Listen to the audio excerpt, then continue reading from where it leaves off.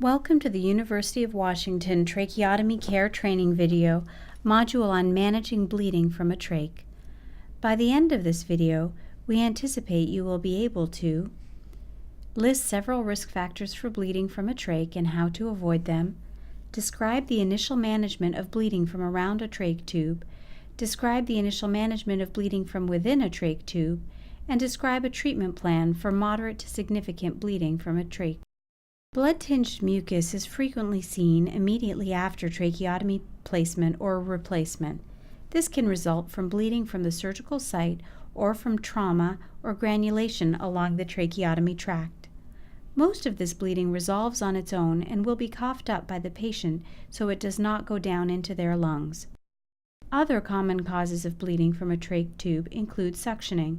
Aggressive suctioning can cause trauma to the tracheal walls and result in patients coughing up blood or sometimes blood clots. For this reason, as we described in the module dedicated to suctioning, we recommend suctioning be used with care and only when necessary to remove secretions that patients are not able to cough up on their own. Another way to prevent bleeding is by maintaining adequate moisture and hydration of the trachea. This can be done by regular use of a humidified trach mask or with a heat and moisture exchanger, or HME, sometimes referred to as a nose or Swedish nose. The bleeding that occurs shortly after initial placement of a tracheotomy tube and sometimes after replacement can often be managed by placing a drain gauze around the trach site and replacing it as often as needed. This can sometimes be up to a few times per hour. When the bleeding is more significant, application of steady pressure for 5 to 10 minutes over an area that is oozing can be helpful in allowing a patient's natural clotting mechanism to stop the bleeding. If the bleeding is dripping into the breathing passageway and being coughed up continuously, this can be a medical emergency.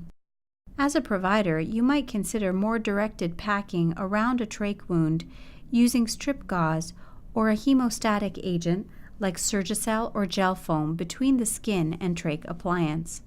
There are two cautions regarding packing a fresh trach wound.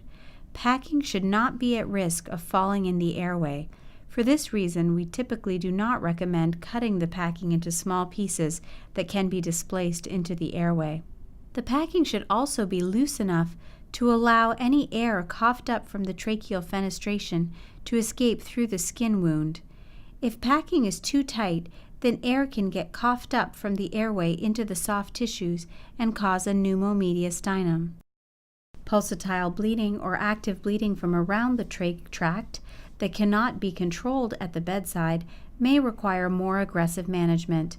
This may include exploration of the wound with surgical instruments and plan for cauterization either at the bedside or in the operating room. This procedure is typically performed by members of the surgical team.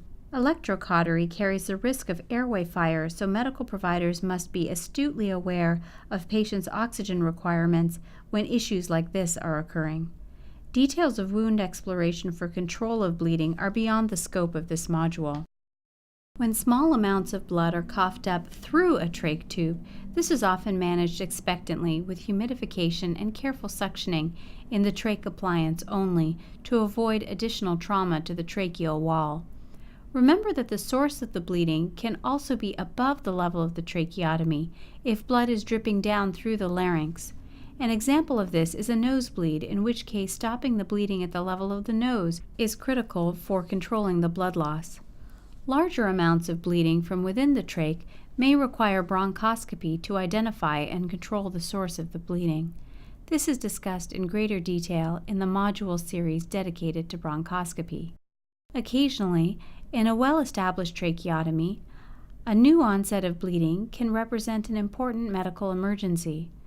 The tip of a long-standing tracheotomy tube can put undue pressure on the front wall of the trachea and eventually wear a hole in that wall. The space in front of the tracheal wall can contain a large artery branching off the aorta called the innominate artery. A hole between the trachea and innominate artery caused by chronic pressure from the tip of a trach tube is called a tracheo-innominate fistula. Sometimes the presence of this fistula can be heralded by a small amount of bleeding called a sentinel bleed, which may soon be followed by a larger, immediately life-threatening bleed. Patients who are at home or in an outpatient setting should immediately be seen by a medical provider. In general, new bleeding in an established tract should be examined with an endoscope through the trach tube to look for excoriation, irritation, or scabbing along the tracheal walls, especially the anterior tracheal wall, where the innominate may lie, and the side walls, where the carotid arteries may lie, particularly in patients who have had scarring from neck dissection or radiation therapy.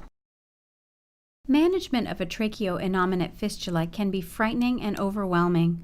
A code should be called immediately, and a cuffed endotracheal tube should be inserted and hyperinflated to put pressure on the bleeding. Placing a finger through the trach site and applying pressure anteriorly until help is available has also been described. In general, these cases require operative management, often with the assistance of thoracic surgery. Due to the volume and speed of blood loss, tracheo-innominate fistulas carry a high mortality rate even when urgent surgical assistance is available. In this module, we describe the management of bleeding from around and within a trach tube.